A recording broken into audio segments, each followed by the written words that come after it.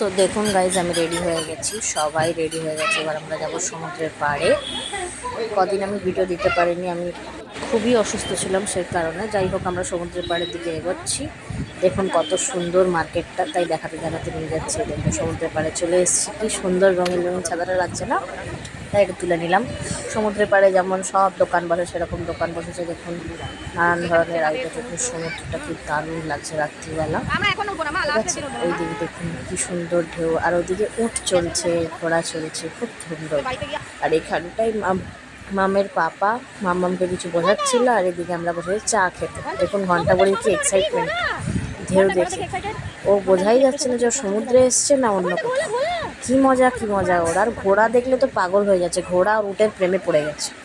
যাই হোক, আমরা চা খেলাম, দিয়ে ঝালমুড়ি খেলাম। দেখুন ঝালমুড়িটা ওয়ালাটা কি দারুণ ছিল।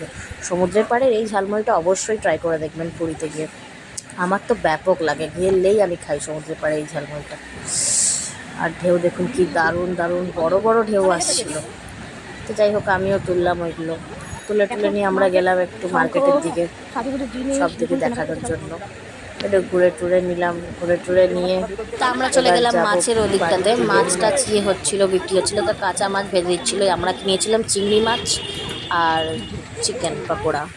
আমরা চলে এসেছি বাড়ি। দেখুন রুমে এবার এনেছি হচ্ছে চিকেন পকোড়া আর চিংড়ি মাছ ভাজা। ঠিক আছে, এখন দিদিভাই সার্ভ করছে, আমি আপনাদেরকে দেখাচ্ছি। দেখুন এগুলো চিকেন পকোড়া, তাই তো? আজকের জন্য এই অবধি, টাটা, আবার কালকে দেখা হবে। Good night.